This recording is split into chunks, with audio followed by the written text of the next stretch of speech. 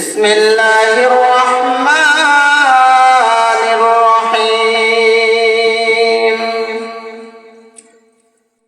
كيف تكفرون بالله وكنتم أمواتا فأحياكم ثم يميتكم ثم يحييكم ثم إليه ترجعون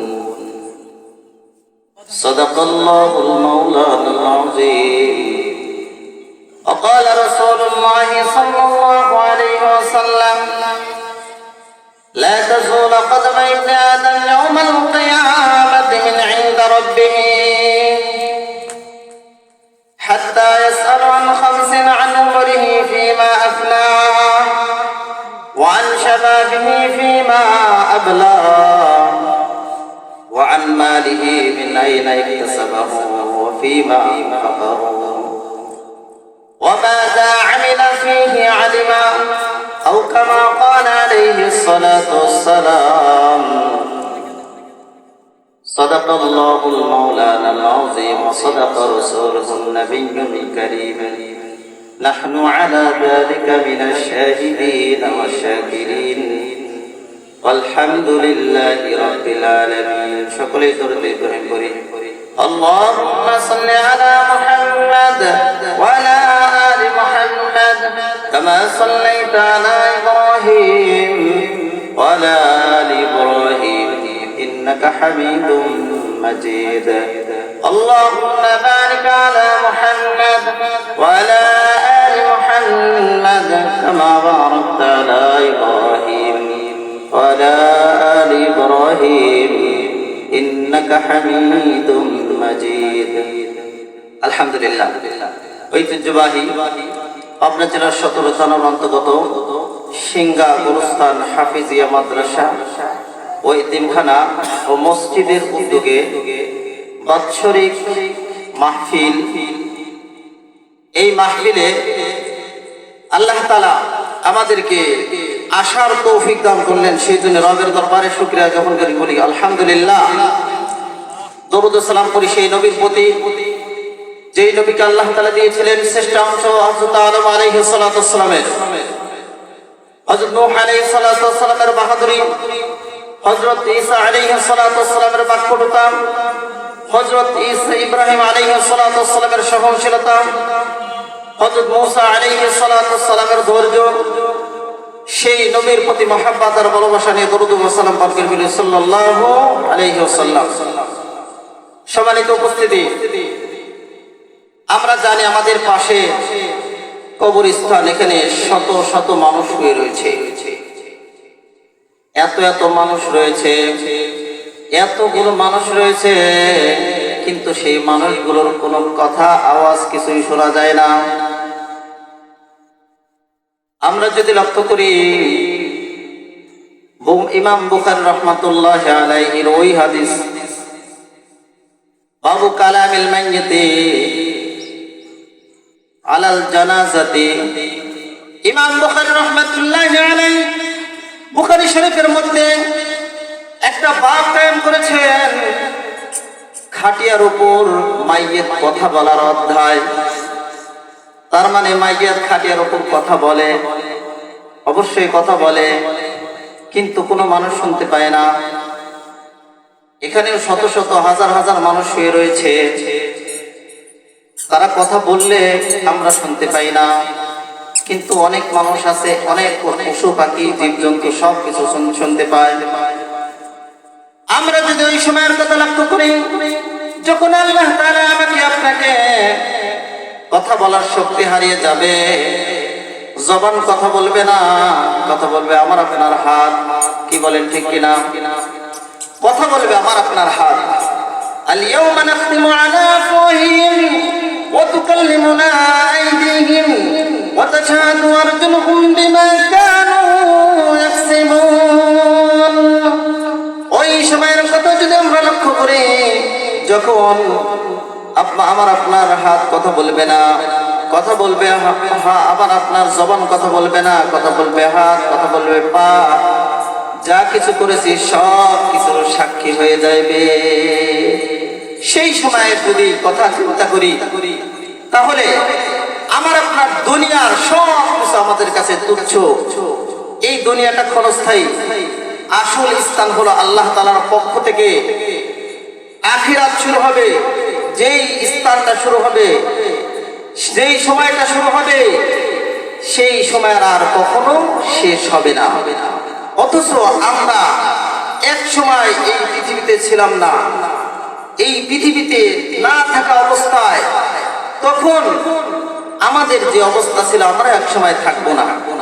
আল্লাহ তাআলা এই কারণে বলেন, কাইফা তাকফুরুনা বিল্লাহি ওয়া কুনতুম আমওয়াতান ফাআহইয়াকুম। ও দুনিয়ার মানুষ, কিভাবে আল্লাহ তাআলাকে অস্বীকার করো? তুমি তো ছিলে মাইয়িত, মৃত্যু একটা বস্তু। এই গোরস্থানের মধ্যে কত মাইয়িত শুয়ে রয়েছে। অনুরূপ ভাবে আমরা এক সময় মৃত্যু একটা বস্তু ছিলাম। আমাদের কোনো শক্তি ছিল না, চলার শক্তি ছিল না, ফেরার শক্তি ছিল না, কথা বলার শক্তি ছিল না। কিন্তু আমরা পৃথিবীতে আসার পরে অহংকার, তাকাব্বুর আর আমাদের মাঝে এমন এমন করে ঘেরাও করে ফেললো।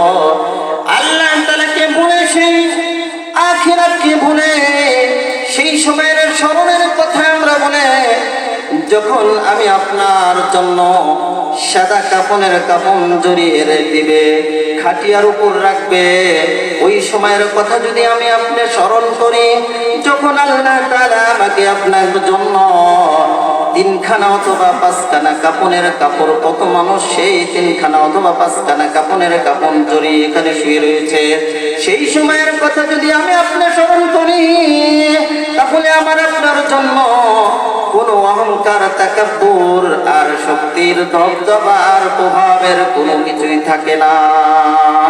ওই সময়ের কথা আমরা একটু স্মরণ করি। মহান আল্লাহ তাআলার পক্ষ থেকে যখন আমার আপনার ডাক এসে যাবে, সাদা কাফনের মধ্যে জড়িয়ে, ওই সাদা কাফনের মধ্যে যখন জড়ানো হইবে, তখন মানুষ দুই শ্রেণীর হবে। হয়তো সে সালিহা, নেক ব্যক্তি হবে। ইদা বুদিআতিল জানাজাতু, যখন খাটের উপর মাইয়াতকে রাখা হয়, আর রাখার পরে এক শ্রেণীর মানুষ হয় সে নেককার।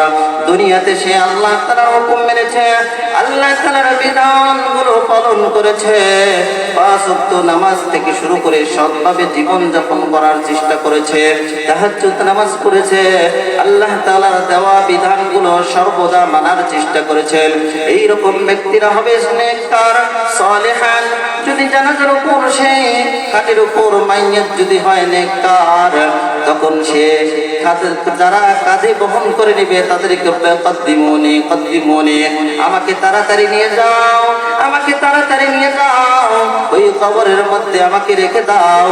আমার আপনার জন্য ওই কবরে আল্লাহ তাআলার পক্ষ থেকে শান্তির ব্যবস্থা হইয়া যাবে।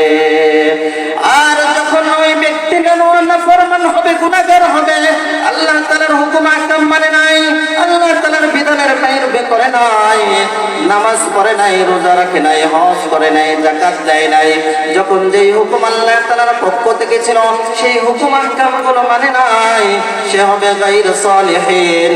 সে ব্যক্তি বলতে থাকবে, আইনা তাযহাবুনা বিহা, আইনা তাযহাবুনা বিহা, তোমরা আমাকে কোথায় নিয়ে যাও, কোথায় নিয়ে যাও, যেখানে দেখি আমি সাপ, বিচ্ছু আর কবরের আযাব দিয়ে ভরপুর। ওই আযাবের কথা যদি আমি আপনি লক্ষ্য করি, আমার আপনার জীবনে কোনো তাকাব্বুর, অহংকার আর কিছুই থাকে না। আল্লাহ তাআলার দেওয়া বিধানগুলো মেনে নেওয়া সহজ হয়ে যায়। কি বলেন ঠিক কিনা? সেই কারণে মহান আল্লাহ তাআলা আমাকে আপনি মানুষ করে তৈরি করেছেন, অথচ আমরা এক সময় ছিলাম মাটি। আর এই মাটির মানুষের মতো আমরা যখন তাকাব্বুর, অহংকার করব না, তখন আমার আপনার জন্য কবর জগতে শান্তি হবে। অথচ যদি আমরা চিন্তা করি, ছোট থাকতে আমরা কি ছিলাম, যখন একা একা চলতে পারতাম না, ফিরতে পারতাম না, আল্লাহ তাআলা আমাকে আপনাকে শক্তি দিলেন, সামর্থ্য দিলেন।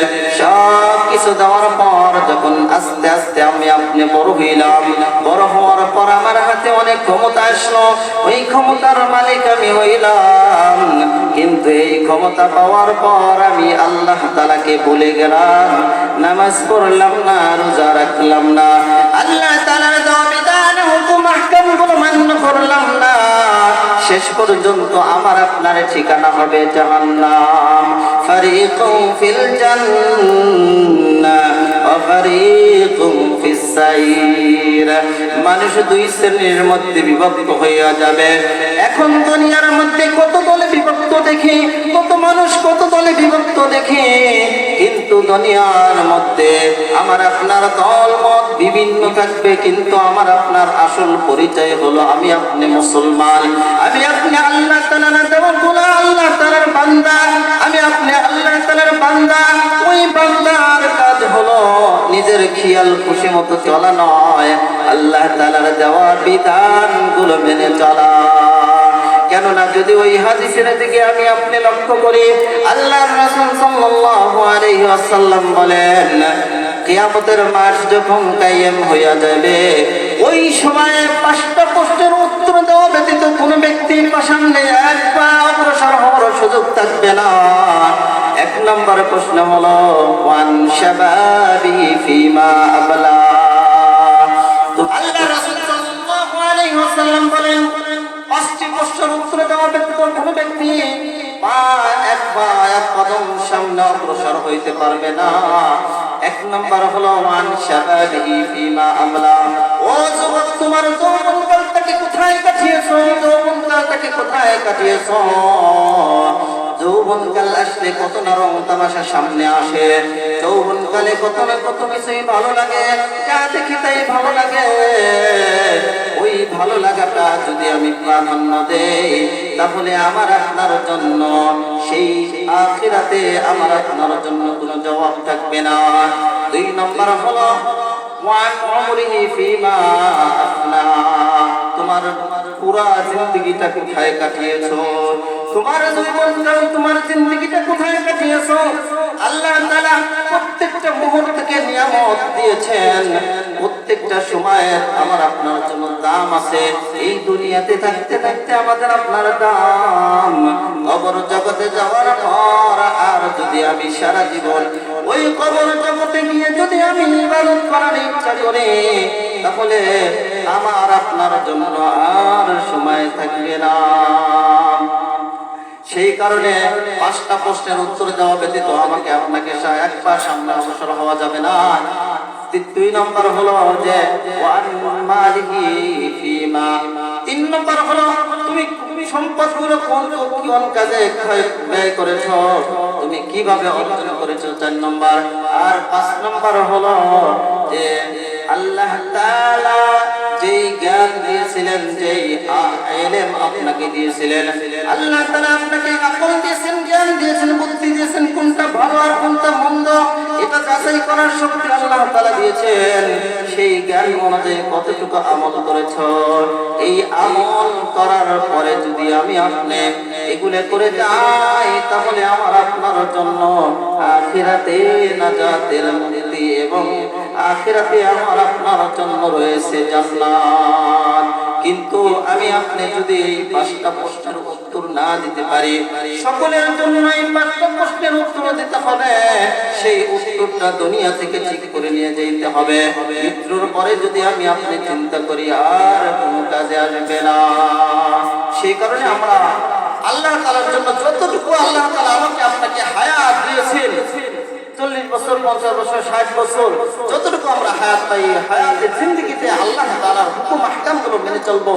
আল্লাহ তাআলা আমাদেরকে তৌফিক দান করেন। সকলে বলি আমিন।